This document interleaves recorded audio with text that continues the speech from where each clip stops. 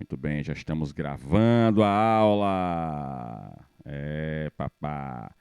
Agora vamos ao slide. Ai. Ok. Na aula, parte 1, sobre a independência do Brasil, o que a gente viu? Vamos recapitular brevemente o que a gente viu na aula parte 1, independência do Brasil. Bom, primeiro a gente viu o tal do bloqueio continental, né, que foi a França isolando a Inglaterra do restante da Europa. E o próximo passo que a França deu foi pressionar Portugal para definir de que lado Portugal ia ficar, né? Que Portugal era um país neutro nesse conflito entre França e Inglaterra. E o imperador da França, Napoleão, pressiona então o rei de Portugal para definir de que lado ele ia ficar finalmente. E o rei ficou enrolando, o rei de Portugal ficou enrolando a decisão. E então, como ele ficou enrolando demais, Napoleão disse: se você não se define, você está contra mim, então eu vou invadir Portugal. Então Napoleão invade Portugal e a Inglaterra dá um apoio para a coroa portuguesa, para o governo de Portugal, para a monarquia portuguesa, para que a monarquia portuguesa se transferisse, se mudasse para o Brasil. É a tal da transferência da corte portuguesa para o Brasil. E Dom João, junto com seus familiares e seus funcionários do governo, se mudam desesperadamente para o Brasil, embarcando em vários navios, inclusive navios que foram fornecidos também pela Inglaterra para ajudar nessa transferência. Ok? E aí, então, o Brasil passa a ser a metrópole e Portugal fica rebaixada à condição de colônia. E assim que Dom João chega ao Brasil, ele chega primeiro na Bahia, Dom João faz a tal da abertura dos portos, onde ele oferece vantagens à Inglaterra, tá? Para a Inglaterra exportar seus produtos para o Brasil, pagando uma taxa menor do que qualquer outro país pagaria para entrar os produtos no Brasil. Então, a Inglaterra vai ter a garantia de escoar seus produtos industrializados para o Brasil, pagando uma taxa menor do que qualquer outro país pagaria para o Brasil. A gente vai ter também a abertura do Banco do Brasil, né? Então, Dom João vai criar o Banco do Brasil. Para quê? O Banco do Brasil vai ter a função de, principalmente, administrar todo o dinheiro que era recolhido nas demais colônias portuguesas espalhadas pelo mundo, né? Portugal tinha várias colônias pelo mundo, na África, na Índia, né? Em vários locais, na China também tinha colônia. Então, todas as colônias portuguesas que existiam pelo mundo, onde havia coleta de impostos em cada região dessa, que era a colônia de Portugal, esses impostos iriam para o Brasil e iriam para o Banco do Brasil. O Banco do Brasil iria administrar todo esse dinheiro que era recolhido nas colônias portuguesas mundo afora. Né? Por isso principalmente foi criado o Banco do Brasil. Ok. Aí então, o que é que nós temos em seguida? Nós temos, né, novamente, reforçando o que eu já falei antes, a elevação do Brasil à condição de metrópole, né, e Portugal vai ser rebaixado à condição de colônia, ou seja, o Brasil passa a mandar e Portugal passa a obedecer. E isso para os portugueses foi uma grande humilhação, certo? Então, o Brasil aí, cada vez mais se tornando uma potência nesse momento, o que vai impulsionar, claro, a independência do Brasil, né? Porque isso vai fazer com que o Brasil se desenvolva ainda mais. Rio de Janeiro. A capital do Brasil na época era o Rio de Janeiro, né? E a corte vai se mudar da Bahia para o Rio de Janeiro. E lá no Rio de Janeiro serão feitas várias obras para poder receber, né, a corte portuguesa, poder a corte portuguesa conseguir funcionar no Brasil. Foi necessário a criação de vários órgãos governamentais no Rio de Janeiro. Então a cidade do Rio de Janeiro recebeu várias obras públicas de grande importância para que fosse possível o funcionamento do governo de Dom João aqui no Brasil, né? No caso, instalado no Rio de Janeiro, que era a capital da época. Revolução do Porto foi uma revolta que aconteceu em Portugal, né? Afinal de contas, os portugueses não gostaram da ideia de ser reduzida a colônia, né? E os portugueses, os políticos portugueses lideraram essa Revolução do Porto, onde eles exigiam um retorno, a reinstauração do pacto colonial, ou seja, o Brasil voltar a ser uma colônia e Portugal voltar a ser a metrópole, ou seja, Portugal voltar a mandar e o Brasil voltar a obedecer.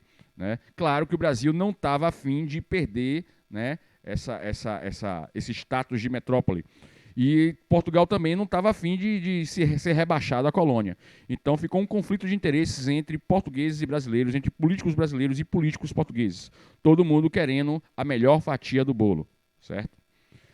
Antes e depois do gritinho. O gritinho, no caso, seria o de independência ou morte dado por Dom Pedro, né? Então, aqui o que, é que a gente tem? A gente tem o dia do fico, né? Aqui sinalizado, onde Dom Pedro define que vai permanecer no Brasil, né? E o pai de Dom Pedro, que é Dom João, volta a Portugal, e Dom Pedro atende ao pedido dos brasileiros, que os políticos brasileiros pedem a Dom Pedro que ele permaneça no Brasil, para que ele lidere o processo de independência do Brasil, para que o Brasil se desenvolva ainda mais nas mãos dele. Então, Dom Pedro, para ele é um bom negócio também, porque se Dom Pedro fosse para Portugal junto com o pai, ele iria ser apenas um príncipe. Aqui no Brasil, não. Dom Pedro iria ser o rei de fato. Então, Dom Pedro não ia precisar esperar o pai morrer para ser rei. Aqui no Brasil, ele já seria rei imediatamente. Então, Dom Pedro percebe a vantagem desse acordo para ele. E isso é o chamado Dia do Fico, né? Então, Dom Pedro passa a ser chamado de príncipe regente no Brasil, certo? E ele determina uma lei chamada Cumpra-se. Essa lei Cumpra-se era o seguinte: tudo que Portugal mandasse o Brasil fazer só iria ser cumprido se Dom Pedro julgasse que aquela lei era justa, né? Que era boa para o Brasil. Se Dom Pedro julgasse que aquela lei não fosse boa para o Brasil, ele não deixava a lei ser cumprida aqui. Então, qualquer ordem que vinha de Portugal para o Brasil tinha que ter o Cumpra-se de Dom Pedro para ser praticada, certo? Então, o Cumpra-se já era, na prática, a independência do Brasil. Então, o Brasil só seguiria ordens de Portugal se Dom Pedro autorizasse, ok? Que é o tal do Cumpra-se. E Dom Pedro, então, junto com seus familiares, recebem o título de defensores perpétuos do Brasil, ou seja, vão defender para sempre o Brasil. Aí o que acontece? Havia um grupo militar português no Brasil chamado Divisão Auxiliadora. Esse grupo militar português, ele começa a atacar o governo de Dom Pedro, atacar militarmente mesmo, dando tiro, enfim, né? E aí a tropa militar brasileira, que estava aqui chamada Divisão Militar da Guarda Real de Polícia, que é a origem da Polícia Militar do Estado do Rio de Janeiro, passou a defender o governo de Dom Pedro. Então a Divisão Auxiliadora, que é dos portugueses, passaram a atacar o governo de Dom Pedro, e a Divisão Militar da Guarda Real de Polícia passou a defender o governo de Dom Pedro. E aí se instalou um conflito militar realmente, né? De um eliminar o outro, um matar o outro. Muito bem. Aí então... Bom, eu acho que é aqui que entra a novidade, se eu não estiver enganado. Ok? Vamos lá. Continuando então aqui, daqui em diante é novidade. Bom, novidade pelo menos para quem não viu a última aula, certo? Vamos lá. Observe aí. Em 7 de setembro de 1822, ao voltar de Santos, uma cidade importante de São Paulo, até hoje é muito importante Santos lá, né? Parado às margens do Riacho Ipiranga, Dom Pedro recebeu uma carta com ordens de seu pai para que voltasse para Portugal, se submetendo ao rei e às cortes. Observe o que está acontecendo aqui, né? O rei de Portugal, o pai de Dom Pedro, mandou uma carta de lá de Portugal para cá, para o Brasil, certo? E essa carta dava ordens a Dom Pedro para voltar imediatamente a Portugal, né? E Dom Pedro, então, se viu numa boca de sinuca aí, né? Ele tinha que tomar uma decisão definitiva se ele ia realmente liderar o Brasil no processo de independência ou não. E aí, além dessa carta, vieram mais outras cartas. Observe aí. Vieram juntas outras duas cartas. Uma de José Bonifácio, que era um político influente na época no Brasil, certo? Ele influenciava bastante Dom Pedro, inclusive. Era como se fosse um conselheiro de Dom Pedro. Que aconselhava Dom Pedro a romper com Portugal. E outra carta da esposa de Dom Pedro, chamada Maria Leopoldina da Áustria, que ela era uma princesa austríaca da Áustria, apoiando a decisão do ministro, né? Apoiando a decisão de José Bonifácio, e advertindo, né? Falando para Dom Pedro, olha, maridão, o pomo está maduro, colhe-o já, senão apodrece. O que é que isso quer dizer? Quer dizer o seguinte, que o grande momento da independência está chegando, certo? E se Dom Pedro não tomar uma atitude de liderar a independência, de tomar frente nesse processo, alguém vai tomar frente no lugar dele. Então, era importante que Dom Pedro, ele tomasse frente na independência antes que surgisse um outro líder no Brasil e tomasse a posição dele. Então, Dom Pedro se viu num momento decisivo que ele tinha que fazer a independência, certo? E aí, então, deste momento, surgiu a famosa frase do grito... Peraí, qual grito é? Qual grito é? Diga aí você do lado da tela, que grito é?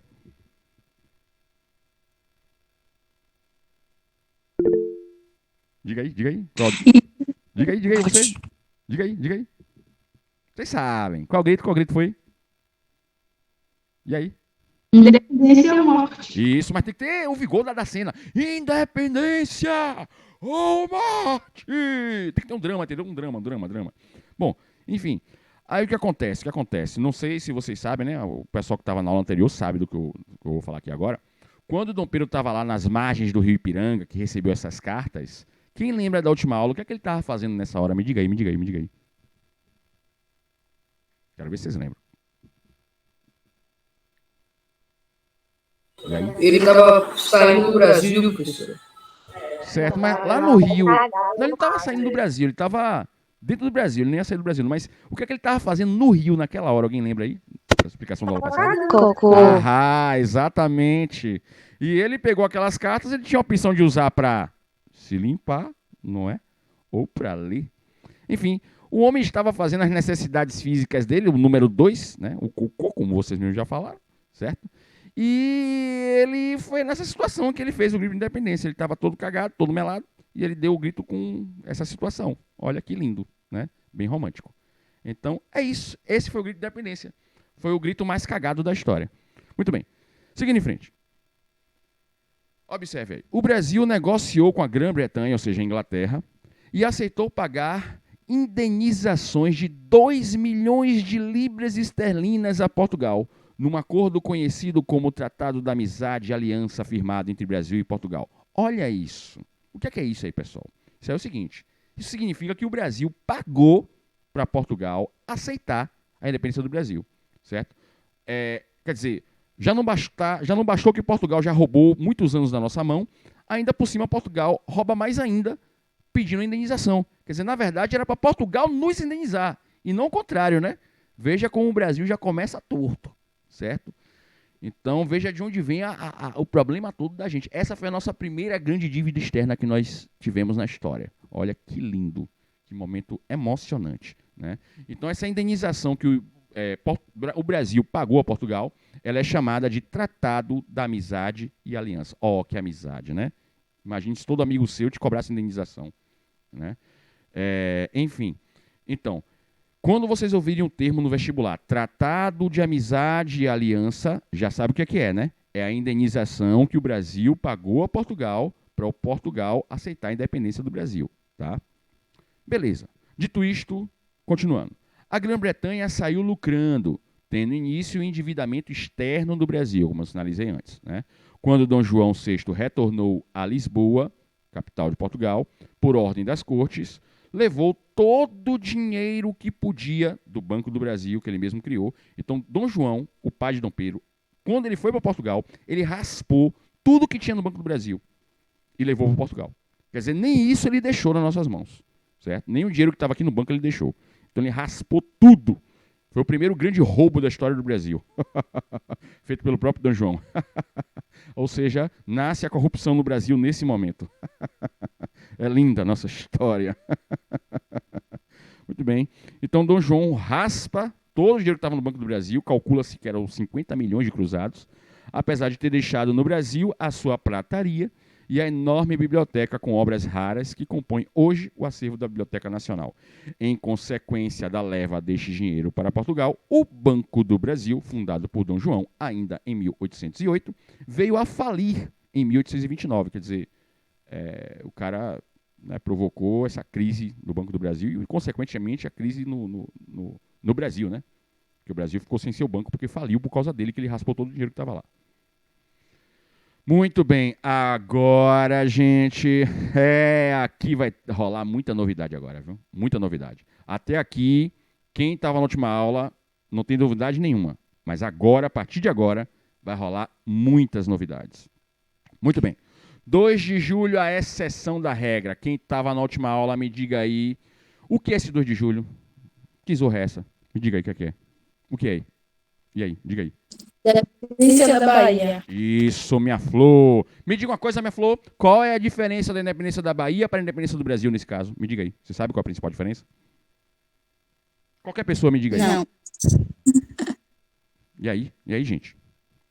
Como a Bahia foi a principal capital assim, ainda tinha muitos portugueses.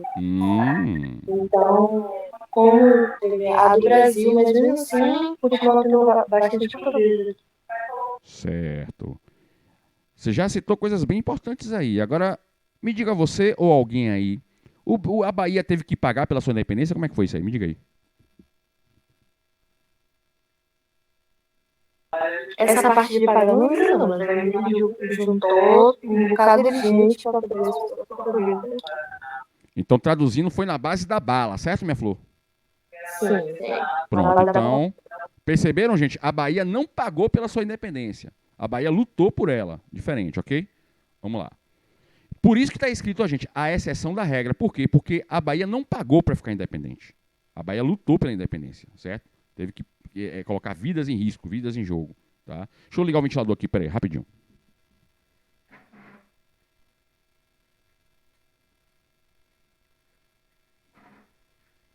Muito bem, senhoras e senhores, vamos seguir em frente, vamos seguir em frente. Agora o sangue vai jorrar na tela. Observe aí. O movimento de independência na Bahia foi construído desde 1798 com a chamada Conjuração Baiana. Foi um movimento que desejava a independência do Brasil da Bahia, certo? De caráter popular, ao contrário da mineira, de caráter elitista. A Conjuração Mineira foi aquela onde você tem a participação aí de Tiradentes, por exemplo, né? A Conjuração Mineira é mais famosa do que a baiana, mas a Conjuração Mineira ela foi feita pelos ricaços de lá, certo? Já a Conjuração Baiana não, tinha ricos, pobres, escravos. Então, todas as classes sociais participaram da Conjuração Baiana. Já a Conjuração Mineira foi feita só pelos ricaços do local, certo? Bom, então. E renasceu em fevereiro de 1821, numa conspiração de cunho constitucionalista inspirada nos princípios da Revolução do Porto. Ou seja, a Bahia, antes do Brasil ficar independente, a Bahia já estava lutando bem antes pela independência do Brasil, certo? Então a Bahia sempre estava lutando, sempre estava à frente desse processo aí, tá? Nós baianos, a gente broca, seguindo em frente. Bom, observe aí. Em novembro de 1821, soldados portugueses realizaram diversos ataques em Salvador, né? Vale lembrar, Bahia, Salvador, foi a primeira capital do Brasil, certo? E por isso a Bahia sempre teve muito mais portugueses do que qualquer outra região do Brasil. Então, quando Dom Pedro declarou a independência, que começou esse movimento todo, os portugueses que estavam aqui ficaram bastante ofendidos, né? E aí os soldados, os militares portugueses que estavam aqui na Bahia, eles começaram a fazer arruaça em Salvador, começaram a matar um bocado de gente, atacar vários estabelecimentos, invadir casas, certo? Inclusive estuprar mulheres e tudo mais, certo? Vamos lá, seguindo em frente. Os soldados portugueses realizaram diversos ataques em Salvador sob o comando de Madeira de Melo. Então, Madeira de Melo aí, ele é o comandante dos militares portugueses, tá? Aqui na Bahia. Seguindo em frente. E em fevereiro de 1822, os soldados portugueses chegaram ao extremo de assassinar a Madre Joana Angélica, que defendeu o convento da Lapa contra a invasão dos soldados portugueses. Toda essa situação de abuso de autoridade provocou uma reação dos baianos, que passaram a se organizar politicamente e militarmente contra o domínio português. Observe o seguinte, ó. Eu vou passar um vídeo sobre isso aí daqui a pouquinho, mas só quero comentar o seguinte. Quem era então Joana Angélica? Joana Angélica era uma freira, uma madre, né? Ela era abadesa, líder, diretora, entenda como vocês quiserem, de um convento, né, que fica na Lapa, chamado Convento da Lapa. Existe até hoje lá esse convento, a gente vai ver no vídeo que vocês vão assistir daqui a pouco, né? E Joana Angélica, ela era muito querida aqui na Bahia, porque ela era uma pessoa muito legal, muito bacana, ela sempre fazia coisas boas para várias pessoas, certo? Ela ajudava muita gente aqui. Então, ela era uma pessoa muito querida pela população local, certo? E aí, quando mataram ela, que ela teve uma atitude corajosa de não deixar os portugueses invadirem o convento, né? Que os portugueses invadiram o convento na desculpa de que eles estavam indo atrás de revoltosos, né? Que estariam escondidos no convento. Na verdade, isso não é verdade. O que eles estavam a fim de fazer no convento era estuprar as freiras que estavam lá, certo? Era isso que eles queriam fazer, tá? E Joana Angélica tomou frente, tampou a porta. Ela tinha 60 anos nesse episódio, certo? Então, ela, com 60 anos de idade, ficou na frente da porta do convento para não deixar os caras entrarem no convento e estuprar as freiras, certo? Que ela já tinha mandado as freiras já fugir por trás do convento, né? E aí, então, os soldados não consideraram ela e mataram ela a golpes de baioneta. O que é baioneta? A baioneta é aquela espingarda que tem uma faca na frente. Não sei se vocês estão ligados, certo? Então, eles pegaram aquela faca que fica na frente da espingarda e enfiaram nela, certo? Atravessaram o corpo dela com aquela faca, certo? E ela foi morta, claro, morreu. Não no mesmo dia, mas ela morreu, né, depois, né, enfim, não conseguiram salvar a vida dela, tá? Beleza, vamos ver um videozinho sobre isso aqui, antes de continuar no slide. Tá aí uma novidade, hein? O videozinho, ó. Ah, tá vendo? Novidade. Vamos nessa. Estão preparados aí para fortes emoções? Vamos lá, então. Então, isso aqui, essa parte que a gente não viu na aula anterior, viu? Vamos lá. Aqui é novidade. Atenção. Muito bem. Estão prontos aí? Lá vamos nós, viu? Vamos lá.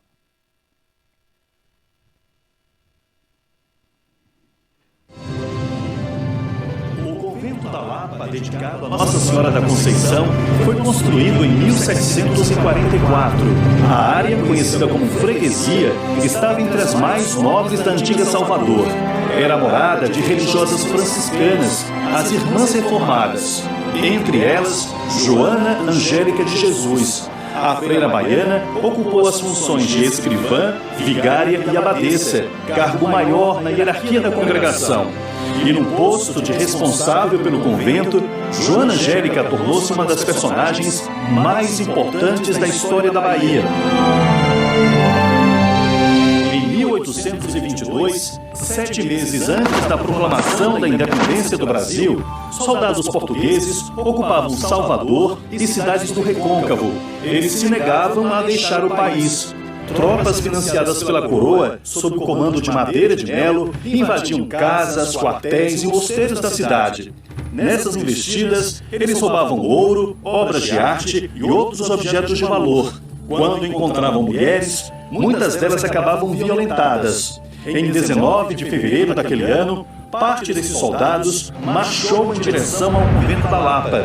O pretexto era capturar os chamados revoltosos, homens e mulheres favoráveis à independência do Brasil, que estariam escondidos no local. Naquela época, todos esses cômodos, também chamados de celas ou dormitórios, eram ocupados por monjas. Aqui elas rezavam, faziam penitências e repousavam. E segundo os relatos históricos, parte delas estava em oração quando foram ouvidos os primeiros estrondos. Eram os portugueses tentando invadir o convento. A primeira decisão, a primeira ordem da Madre Superiora foi mandar que as freiras abandonassem o local pelos quintais do convento. Enquanto as freiras fugiam, os militares arrombavam o portão principal a golpes de machado. Esse aqui foi o cenário. O local da invasão começou aqui. Uma vez invadiram, adentraram o Adro. A estratégia de Portugal era fixar em Salvador, na Bahia, colocar um governo forte, consolidar esse governo para depois enfrentar o príncipe regente baseado no Rio de Janeiro. A primeira vítima dos portugueses teria sido o cônego Daniel Lisboa, capelão do convento da Lapa. Ele teria saído em defesa das freiras quando foi brutalmente espancado pelos portugueses. Segundo os historiadores, foi neste ponto que o cônego caiu. Em seguida, os portugueses caminharam em direção à porta principal. Aqui eles encontraram Joana Angélica de braços abertos, tentando evitar a invasão do convento. Furiosos, os portugueses feriram a religiosa com golpes de baioneta. Joana Angélica morreu em 20 de fevereiro de 1822, aos 60 anos de idade. Ela foi sepultada num próprio convento, poucos metros do local onde foi atingida. O assassinato da abadesa repercutiu em todo o estado, acelerando os combates pela independência do Brasil na Bahia. Virou, nas palavras dos pesquisadores, uma guerra santa. Joana Angélica deu a vida em defesa das verdades religiosas dela. E não em defesa da causa brasileira, porque ela é uma feira reclusa. Mas a morte dela foi decodificada pelo grande povo como uma heroína da Revolução, da resistência dos baianos. A partir daí, houve uma radicalização, houve uma guerra como sendo uma guerra religiosa.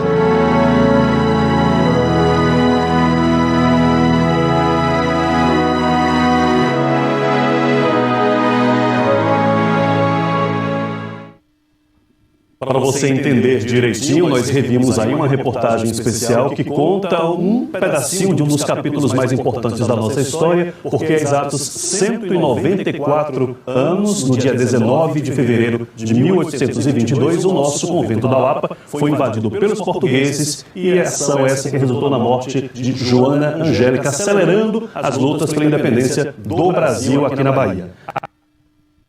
Emocionante, né?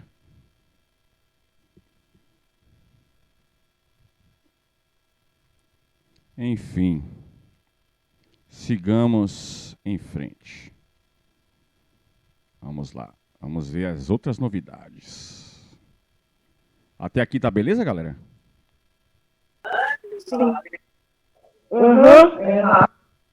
Hoje vai ter mais emoção ainda, viu? Se segure aí. Muito bem, atenção. Professor, peraí. Ô, professor, eu cheguei agora. Já começou o que isso foi? Não, relaxa, calma. Já começou. Não, Que susto. relaxa, calma. Fique tranquila, calma. Daqui a pouco eu arranco o sangue de vocês, não vai ser agora não. Muito bem. Vamos lá.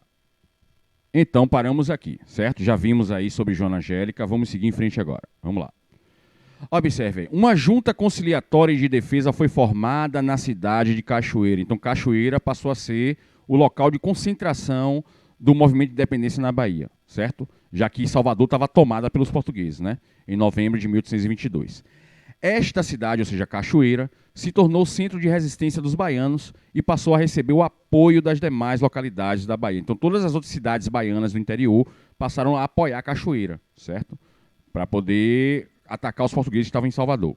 Com o apoio de Dom Pedro, passou a organizar um cerco a Salvador, intensificando uma batalha que se prolongou até julho de 1823. Então, Salvador passou a ser cercada por todas as cidades da Bahia, certo? Para poder conseguir expulsar os portugueses de lá.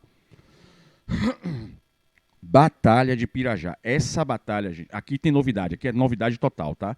Essa batalha foi importantíssima, onde hoje é o bairro de Pirajá, né? Campinas de Pirajá, certo? É aquela região dali. Não sei se vocês estão ligados onde é que fica essa região, se vocês já foram alguma vez, se já conhecem.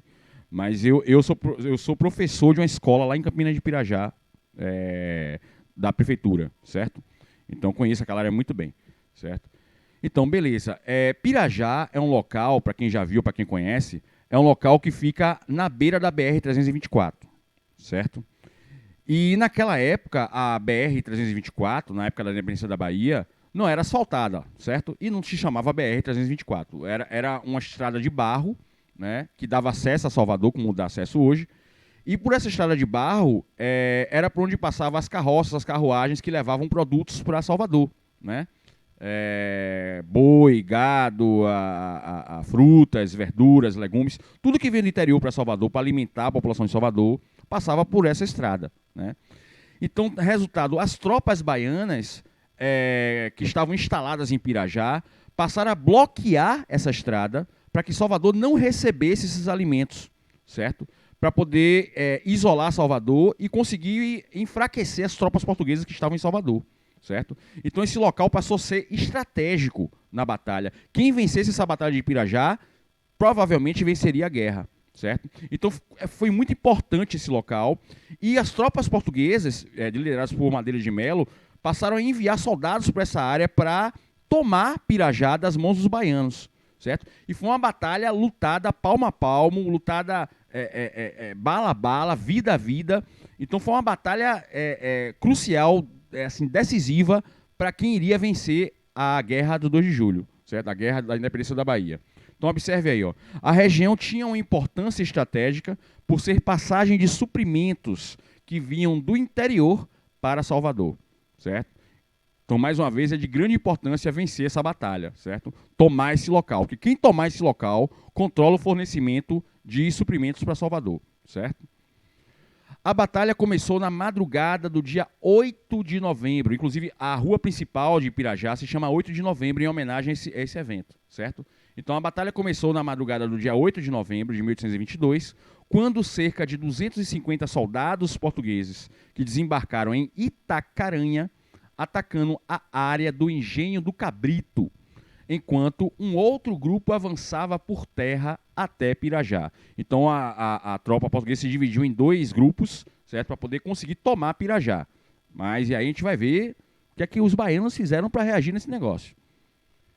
O general francês Pedro Labatut foi nomeado pelo príncipe regente, ou seja, Dom Pedro, como comandante do exército pacificador. No caso, o exército representando a Bahia, o Brasil, certo?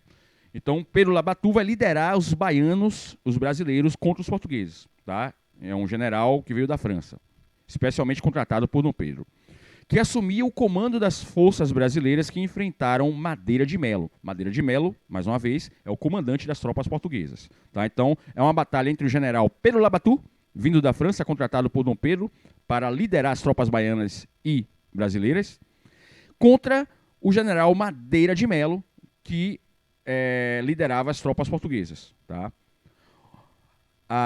O confronto decisivo para o desfecho da guerra contou com uma grande participação de negros, caboclos e índios que se infiltraram à noite pela floresta e ao amanhecer se levantaram com flechas para atacar os portugueses. Então observe aí que houve uma grande participação popular, certo, nas tropas brasileiras, nas tropas baianas, né?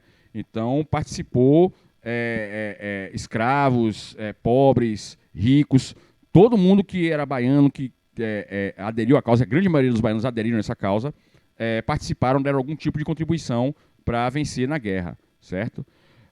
Inclusive, né, observe aí, o exército baiano teve militares de nacionalidade portuguesa. Observe aí, alguns portugueses que viviam na Bahia apoiaram as tropas baianas, certo? Então, alguns portugueses que já se sentiam baianos, já se sentiam brasileiros, eles ficaram do nosso lado nessa luta, alguns portugueses, certo? Sendo que a maioria, né, estava contra a gente mesmo, tá? Mas que já haviam se integrado no contexto da vida social, no desejo da independência do Brasil. Então, tá aí, mais uma vez, né, alguns portugueses ficaram do nosso lado, né? A maioria ficou contra a gente, mas alguns portugueses que viviam aqui ficaram do nosso lado, ok? No momento decisivo da batalha, o major Barros Falcão, né, que estava à frente do exército brasileiro, né, do tal exército pacificador, que comandava as tropas brasileiras, deu ordem de retirada, porque foi um momento, foi assim, ó, aconteceu assim, foi um momento onde as tropas brasileiras estavam perdendo, certo? E aí esse major Barros Falcão, ele deu a ordem para o corneteiro Luiz Lopes. O que é o corneteiro? O corneteiro é um cara que toca corneta. Corneta é aquele instrumento de sopro, né? Aquele instrumento que faz aquele toque militar, né?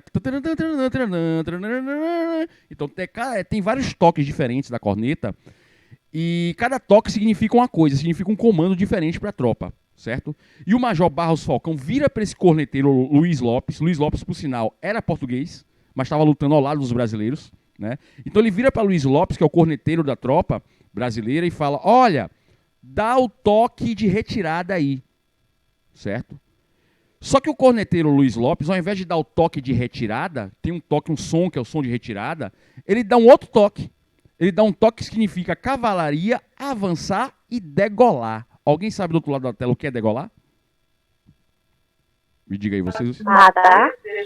Matar, professor, arrancar a cabeça. Matar? Arrancar a cabeça. Arrancar a cabeça, certo? Então, o toque que Luiz Lopes deu significa que a cavalaria ia avançar em cima da tropa portuguesa e arrancar a cabeça dos inimigos, certo? Só que, olha só que interessante, as tropas brasileiras não tinham cavalos.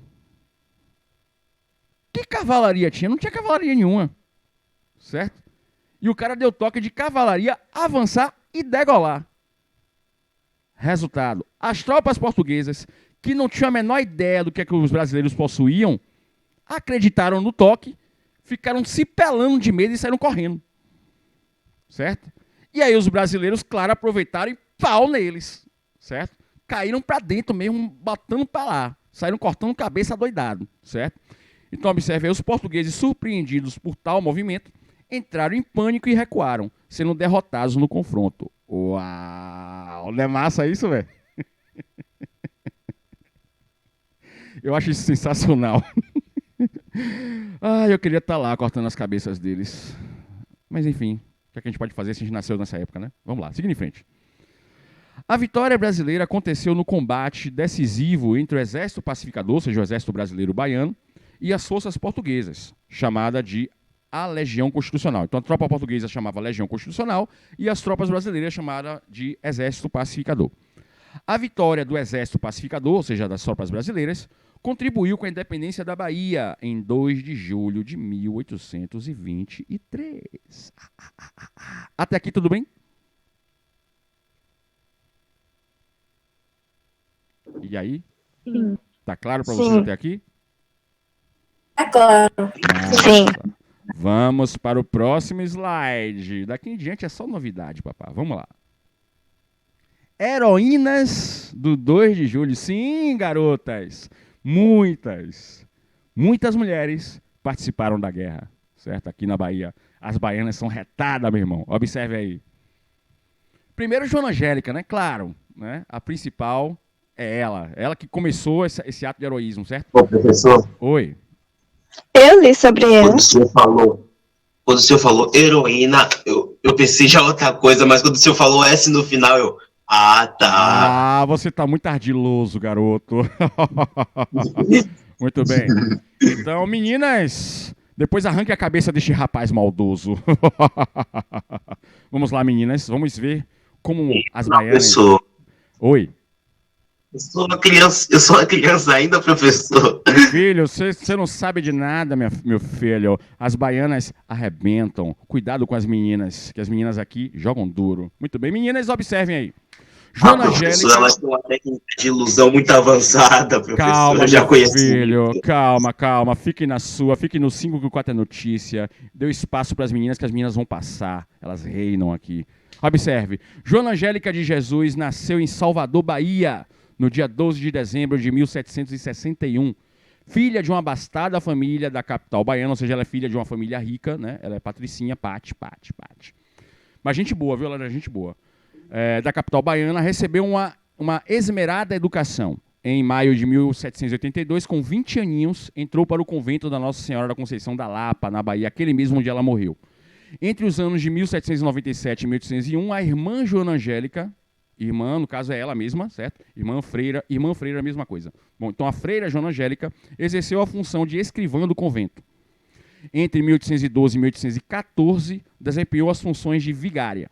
Entre 1815, foi escolhida para o cargo de abadesa do convento, ou seja, diretora, né? Digamos assim, presidenta do convento, enfim, entenda como vocês quiserem. Função que exerceu durante 2 anos. Em 1821, retorna para a função de abadesa. A Maria Joana Angélica era muito estimada, ou seja, muito querida, né, por todos da cidade baiana, por sua dignidade, suas qualidades e seus conhecimentos. E aconteceu aquilo com ela, infelizmente. Ai, as pessoas legais merecem um lugar especial. Maria Filipa de Oliveira. Ah, olha essa aqui, cara. Essa aqui é show de bola. Ela era uma ex-escrava que se libertou, ela comprou a liberdade dela. Ela era retada, guerreira, ela super guerreira, guerreirona, certo? Ela era uma grande líder na ilha de Itaparica. A ilha de Itaparica teve movimentos fortíssimos na independência, participou ativamente. Aliás, várias regiões da Bahia participaram ativamente da independência, viu? Então, observe aí, era negra, escrava, liberta, vivia junto com outros tantos libertos, homens e mulheres.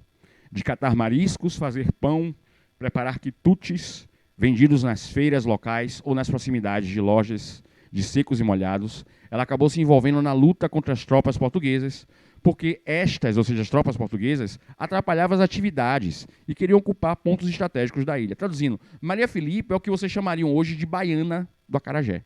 Certo? Então ela vendia várias coisas ligadas a essa cultura, tá? E ela tinha um ponto dela de venda lá na ilha, né? E esse ponto de venda estava sendo ocupado pelos portugueses, ou seja, os portugueses estavam impedindo ela de fazer o comércio dela, certo? E aí ela se retou, meu irmão, né? Não mexa no dinheiro das mulheres não, meu.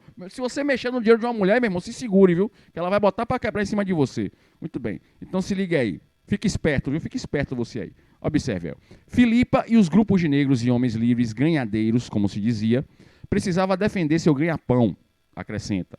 Conhecida por ser uma mulher muito alta, olha aí, e de grande força física, a mulher era torada, papá, toda traçada.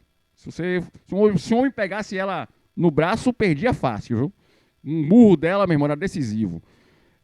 Cadê? Maria Filipa teria liderado um grupo de 200 pessoas que usavam facas de cortar baleia, peixeiras, pedaços de pau e galhos com espinhos como armas. Até galho com espinho eles usavam. Usavam o que tinha à disposição deles, né? Um dos feitos do grupo foi ter queimado 40 embarcações portuguesas que estavam próximas à ilha. Então, a Maria Filipa liderou um grupo que destruiu boa parte dos navios de portugueses que estavam aqui para, né, se impor diante dos baianos, né? Artimanhas de sedução, olha isso que interessante, artimanhas de sedução também integravam as táticas de guerrilha. O que era isso? Era o seguinte, Maria Filipa pegava as mulheres que faziam parte do grupo dela e elas iam até os portugueses, né, lá perto dos barcos, dos navios e tal, e aí seduzia os caras, né, dava mole pros caras, né, chamava o cara pro cantinho, pro escurinho, vem cá, pra gente fazer um negócio Pra aqui. depois matar. Pai. Ela dizia, tira a roupa toda, viu? Quando o cara tirava a roupa toda, papai, elas iam no mato, pegava as folhas de cansanção e pau nos caras, pá. Os caras ficavam se coçando todo com alergia, caíam no chão, todo agoniado com a cansanção. E aí, meu irmão, depois que eles estavam dominados pela cansanção, elas vinham e matavam os caras, pai. Assim, caceteira, sabe? Do mal mesmo, do mal. Então se ligue aí, ó. Inebriados pelas mulheres locais, os portugueses seguiam com elas para a praia, onde bebiam o que elas lhes ofereciam. Nessa bebida também podia ter veneno, né? Que elas não são otárias. E eram despidos. Certos de que teriam seus desejos satisfeitos, recebiam, em vez disso, uma surra de cansanção. Planta que provocava urtiga e sensação de queimadura na pele. E é claro, depois que eles estavam atacados com a cansanção, elas matavam os caras, né? Se é que o veneno da bebida também já não tinha matado logo antes. Mas vamos lá, seguindo em frente. Do mal, pai, do mal. Vamos agora a um capítulo especial. Tem uma heroína em especial aqui que eu vou dar destaque. Observe. Quem vocês acham que é? Me diga aí. Chuta aí alguém pra ver se alguém sabe. Eu sei, só que eu não sei, eu esqueci o nome dela. Ela fez o quê? Só diga o que foi que ela fez. Diga aí. Mulher Maravilha? Não, que Mulher Maravilha? Mulher Maravilha o quê? Diga. Eu esqueci, gente. Peraí, calma. Sim, mas ela fez o quê? Só quero se diga. É a irmã Dulce, professor. Não, irmã Dulce é muito depois, rapaz. Pelo amor de Deus, você tá doido? Não, eu não... Peraí. Peraí, deixa a menina Acho que tem um... Calma. Prossiga. Respire. Lembrou? Vem que ela foi uma guerreira que se infiltrou, não, né? Ela se infiltrou como? Explica aí. Acho que não. Pera. Tô esperando. Eu não tô conseguindo lembrar. Suspense. Professor, fala aí. Pode seguir, então? Deixa eu falar, professor. Fale. Posso chutar? Pode. Maria Quitéria. Sacaninha. É isso aí. Você sabe o que foi que ela fez? É Não. Maria Quitéria mesmo. Isso. E o que foi que ela fez? Diga aí. Ela se infiltrou, professor. Como? Onde? Eu li sobre ela um dia desse, gente. Sim. E aí? Prossiga. Vou apertar a mente de vocês agora. Quero ver. E aí? Quem é que vai desvendar esse mistério aí pra mim? Quem não tá aí estudando aí, vai no grupo aí enquanto o professor não tá ouvindo falando. Vai Também. no Google e pesquisa aí rapidão. Sim, claro. Tô aguardando aqui. Eu quero suspense total. Ela foi... Diga. Ela participou da Guerra da Independência do Brasil, não foi não? Sim, mas como? Como homem. Como Ela homem, não queria onde? deixar. Em que local? Exército. Boa. Posso seguir então? Deve. Pronto. Vou seguir, viu? Bom, tá aí a nossa heroína Mari Joana Angélica. E tá aqui ela, Maria Filipa. Olha aí o naipe da mulher, meu irmão. E aí, vai encarar essa mulher aí? Quem é que encara essa mulher, pai? Pai. Olha o pescoço da mulher. Pense aí. Torada, pai. Ela era músculo puro. Muito bem. Seguindo em frente, vamos lá. Heroínas do 2 de julho. Destacando aqui ela. Sim, senhoras e senhores. Nós também temos a nossa Mulan. É ela. Sim, Maria Quitéria. A história dela, minha gente, é muito parecida com a de Mulan. Sim, Quando eu lembro, eu fiquei, meu Deus, parece que é de Mulan. Não é? A história é muito igual a de Mulan, muito, certo? Muito bem. Observe aí agora, vamos lá. Sim, nós temos uma Mulan, meu povo. É da Bahia, papá, se ligue. Olha aí, ó. Filha de um rico fazendeiro, é outra patricinha ela, certo? Outra Pati, mas é uma Pati gente boa, viu? Ela é massa, ela é legal. Filha de um rico fazendeiro, com muitos escravos, né? O pai dela tinha muitos escravos. Assim que se deparou com a notícia de que a sua vila recebeu proposta de enviar homens para lutar, Maria Quitéria ficou entusiasmada e quis aderir ao movimento, certo? Agora, tem o seguinte, o que aconteceu? Quando teve um belo dia que ela estava lá na fazenda, né? Tava o pai dela, papapá. Aí daqui a pouco entrou um grupo de homens da luta, né? Da independência da Bahia, pedindo para o pai dela dar algum tipo de ajuda ao movimento de independência da Bahia, né? Desde, sei lá, alimento, dinheiro, até mesmo ele próprio, o pai dela, participar da guerra como soldado, né? E o pai dela não ofereceu ajuda nenhuma. Veja, o cara era rico, né? Podia dar pelo menos algum dinheiro para os caras para ajudar na guerra de independência. Nem isso ele fez, certo? Então, é covarde e escroto o pai dela, tá? As duas coisas. Bom, Maria Quitéria viu aquilo, ela presenciou o momento que os caras conversaram com o pai dela, e ela disse, porra, velho, não é possível que o meu pai não quis fazer nada para ajudar, eu quero ajudar. Ela ficou revoltada com aquilo, certo? Com a postura do pai dela, e isso aumentou mais ainda a vontade dela de participar, certo? Seguindo em frente, observe aí. No entanto, ao contar para o seu pai, o patriarca, a proibiu de pegar em armas. Então o pai dela não deixou ela participar, certo? Ele disse, você não vai. Aí o que foi que ela fez? Como Mulan. Observe aí. O pai dela também recusou qualquer tipo de apoio às tropas baianas. Por outro lado, a jovem já sabia como resolver este problema, se disfarçando de homem. Com a farda do cunhado, Maria Quitéria entrou para o regimento de artilharia, sendo transferida para o batalhão de voluntários do príncipe. Então, traduzindo, o cunhado de Maria Quitéria, né, que tinha já a farda lá de soldado, então já fazia parte do exército, ela foi pro cunhado e disse, bicho, não precisa ir não, deixa que eu vou no seu lugar. Ó que mulher da zorra, rapaz, certo? Ela disse, fique aqui que eu vou, e eu vou assumir no seu nome, eu vou como se fosse você. Pronto. Resultado, o nome do cunhado dela de guerra era Medeiros. Então ela foi se oferecer para o exército com o nome Medeiros, ela assumiu o nome do cunhado. E o cunhado ficou lá descansando de boa, certo? Qual foi a lógica de Quitéria? A lógica de Maria Quitéria é a seguinte, Maria Quitéria era solteira, certo? Não tinha nenhum homem à vista na vida dela para casar. Então ela pensou, faz mais sentido eu ir para a guerra do que o meu cunhado, que é marido da minha irmã. Se ele morrer na guerra, a minha irmã vai ficar viúva. Foi o raciocínio dela. Então, veja só, ela pensou nos outros. Em momento algum ela pensou nela. Ela sempre pensou nos outros, certo? Que mulher da zorra, rapaz. Observe aí, seguindo em frente. Dentre os confrontos que a mulher participou, está a Batalha da Foz do Rio Paraguaçu, onde lutou com água na altura do peito. Então, ela lutou em condições terríveis, certo? E ela lutou do mesmo jeito que qualquer homem lutaria. Ela não fez cara feia porque ela era mulher, não, entendeu? Então, onde o homem se metia, ela se metia também, meu irmão. Entendeu? O que desse pro homem, dava pra ela também. Ela metia as caras mesmo, ela era de atitude, certo? Como toda baiana, né, velho? A gente sabe.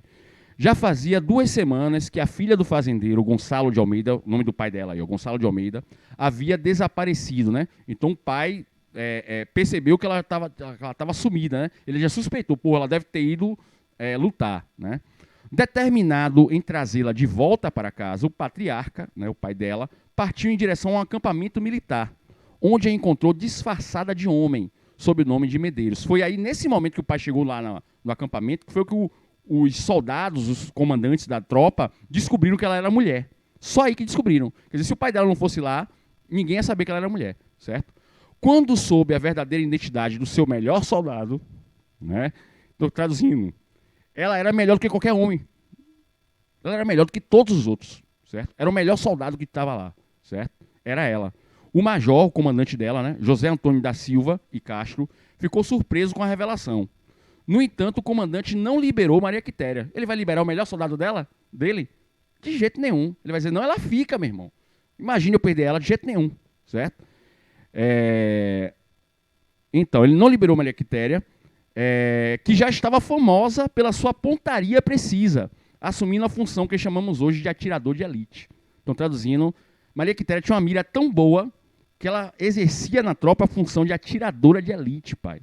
Imagine isso aí, velho. Imagine, ela era simplesmente atiradora de elite do grupo, certo?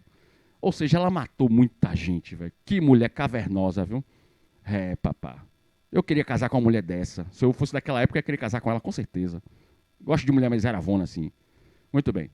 Observe aí. Após a guerra, ela foi condecorada com o título de Cavaleiro da Ordem Imperial do Cruzeiro, que ele foi entregue por Dom Pedro I. O próprio Dom Pedro I entregou para ela uma medalha, presencialmente, certo? Ele fez questão de receber ela no palácio.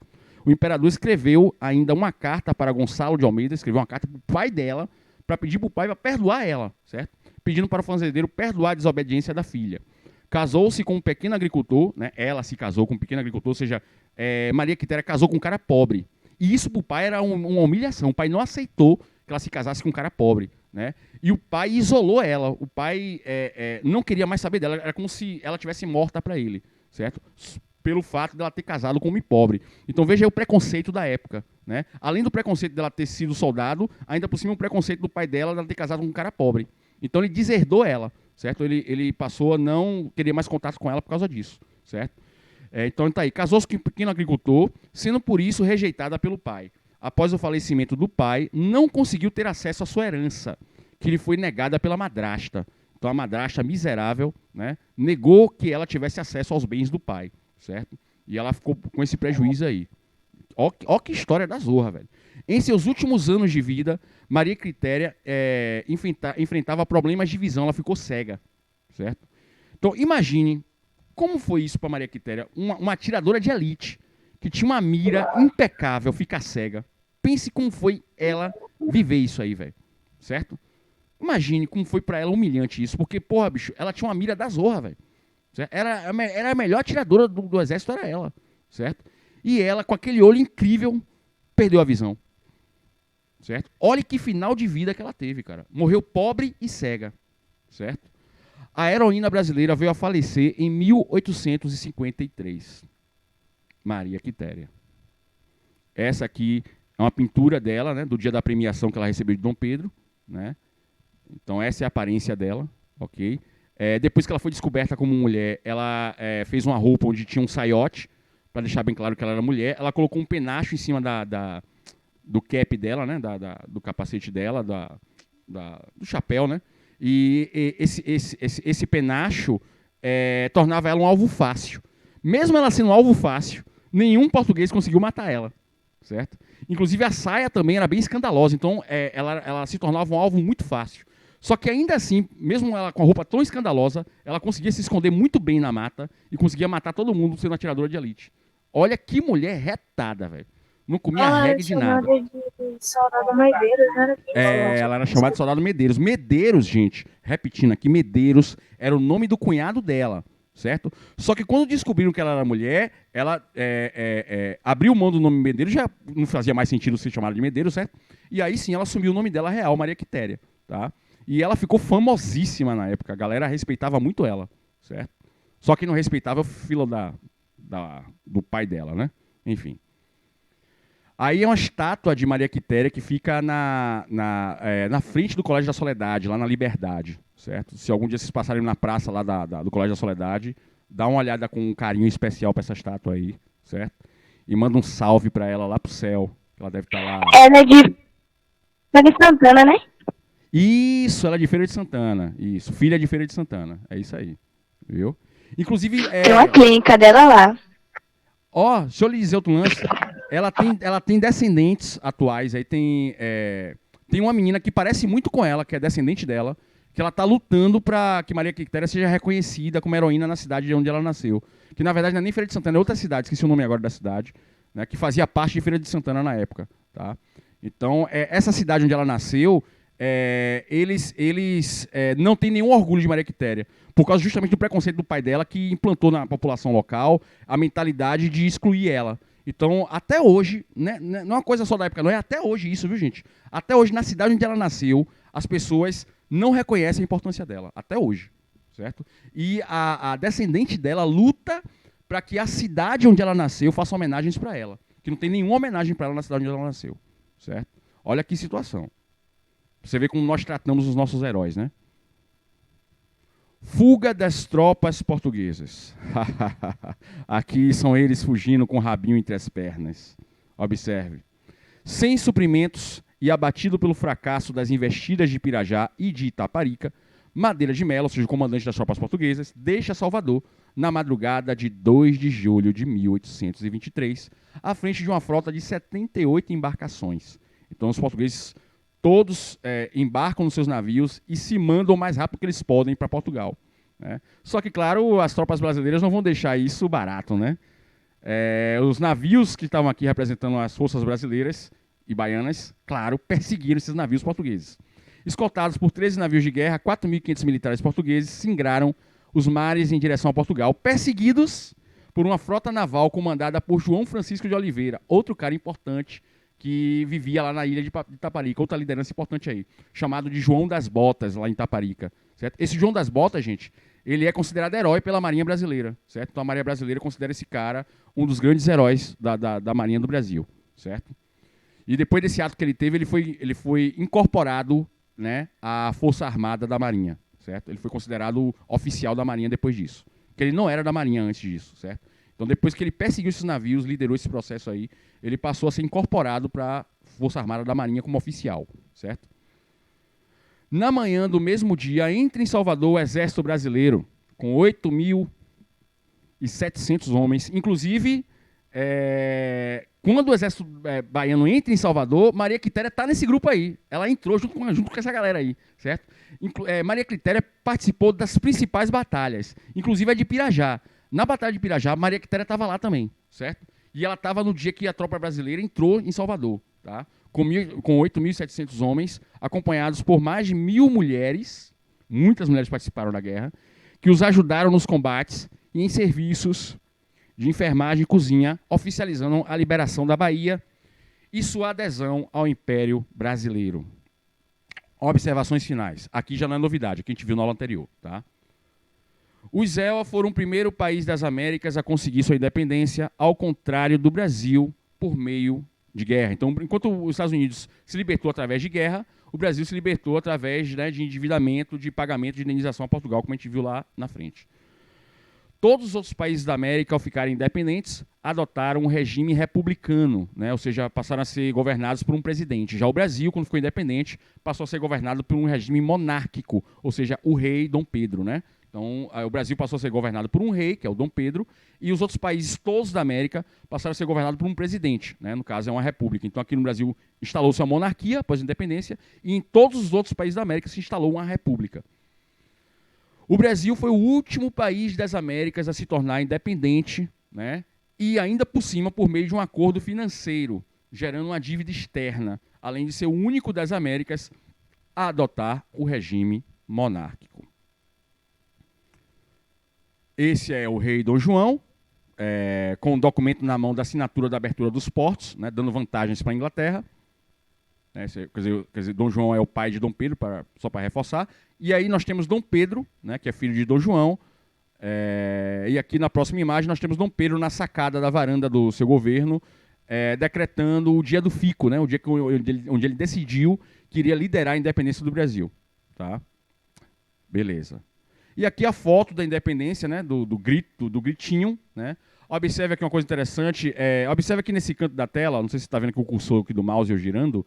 Aqui no canto da tela está sendo representado o povo, né, que está de fora do processo de independência. Né?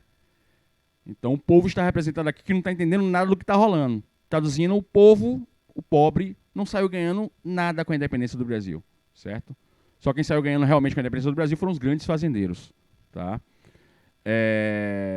E, claro, essa imagem, essa pintura foi feita muito tempo depois da independência ter sido feita. Isso aqui é a imaginação do artista. O artista imaginou como teria sido essa cena, certo? E a gente já sabe que se a cena aconteceu mais ou menos assim, Dom Pedro estava em cima do cavalo cagado. A gente sabe bem disso, né? Muito bem. Beleza. E agora, para concluir com chave de ouro, vamos ver aqui o videozinho rever, né? Para quem não viu, vai ver agora. Mas quem já viu já sabe do que é que vai se tratar. Vamos ver aqui dois videozinhos, aliás. Espera aí. Deixa eu fazer aqui o controle da bagaça melhor. Vamos ver 2 videozinhos. Vamos lá. Primeiro uma animaçãozinha, né, representando o processo de independência, e depois a gente vai para o hino de independência da Bahia. Professor? Oi. O senhor usa o OBS para gravar, né? Isso, papá, exatamente. Então vamos nessa, vamos seguir em frente. Ok.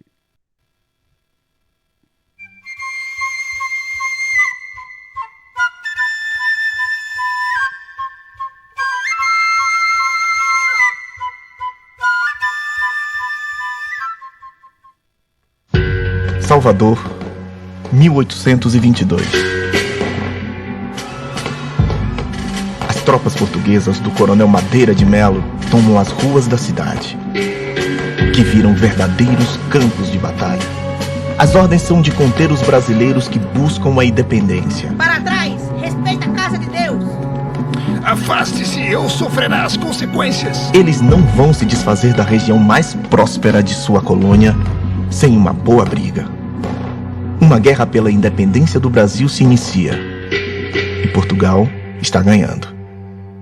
Guerra não é lugar de mulher. Mas o que está em jogo é a liberdade de um povo disposto a lutar. Um povo capaz de qualquer coisa para deixar de ser colônia portuguesa. Nascem heróis. Maria Quitéria sai do interior da Bahia, se disfarça de homem para poder se alistar e ajuda a expulsar os portugueses de Salvador. João das Botas, mesmo em menor número, defende com heroísmo as águas do rio Paraguaçu. Com a ajuda desses e outros heróis, uma coisa é certa: a Bahia será independente. Legal, né? É uma animação, mas vale a pena. Bom, o próximo vídeo que nós vamos ver aqui é o hino da independência da Bahia, certo? Esse hino, ele começa com aquela estrofe: nasce o sol a 2 de julho, brilha mais que no primeiro. Por que isso? Porque no dia 1º de julho, que estava acontecendo as últimas batalhas, né, aqui na Bahia, foi um dia de muita chuva, muita chuva. E aí as tropas portuguesas, no dia 2 de julho, quando amanhece, se pica da cidade, né, foge com o rabinho entre as pernas, bando de covardes, essa é a verdade, enquanto as tropas baianas brasileiras começam a entrar em Salvador, tomar em Salvador para expulsar os últimos portugueses que estivessem por aqui, certo? E nesse momento, quando as tropas baianas começam a entrar em Salvador, a chuva para e abre um sol lindo.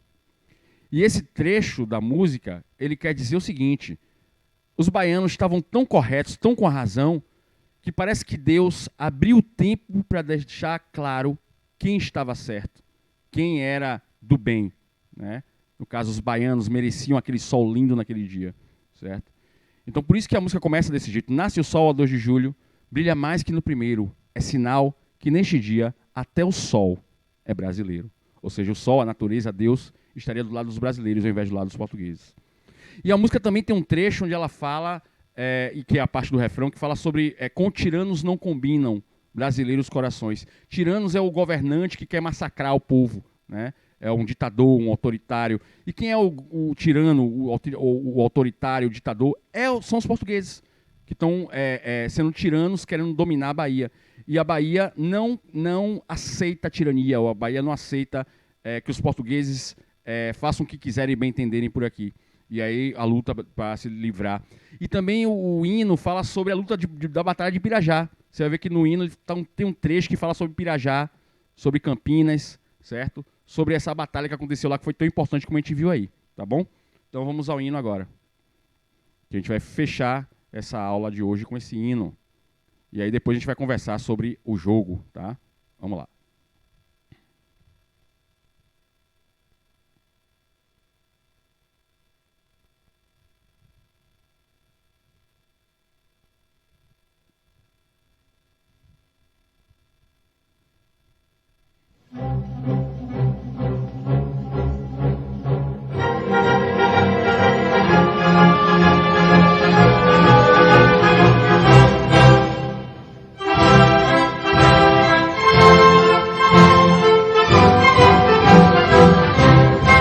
Nasce o sol, 2 de julho, brilha mais que no primeiro, é sinal que neste dia. Até o sol é brasileiro.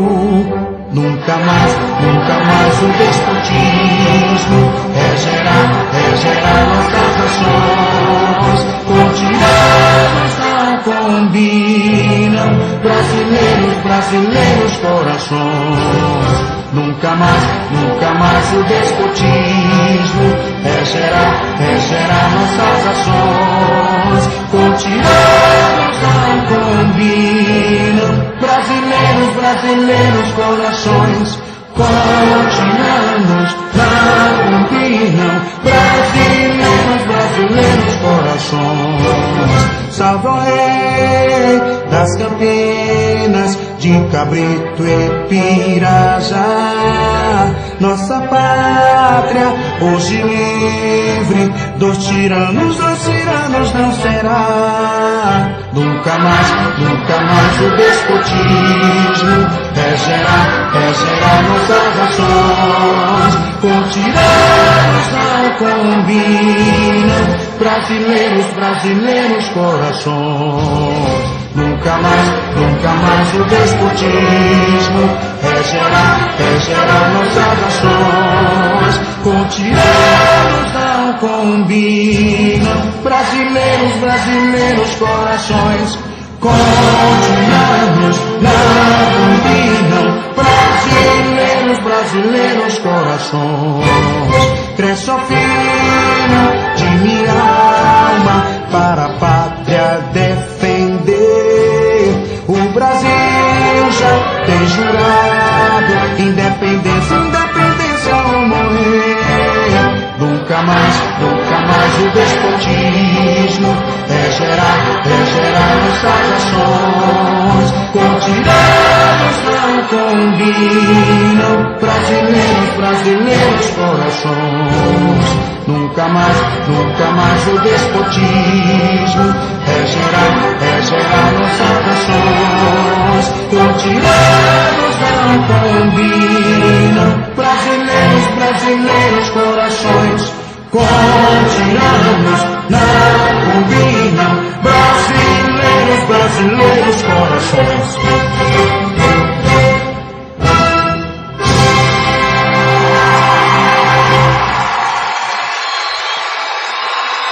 Esse é o hino de independência da Bahia. Lindo demais. Muito lindo. Viva o povo baiano. Ah, é muito lindo. É lindo demais, cara. Muito lindo. Muito lindo mesmo. Eu pesquisei a letra no Google e tava cantando junto. Não é lindo, cara? Fantástico, viu? Bom, vou parar aqui agora a gravação da aula, certo?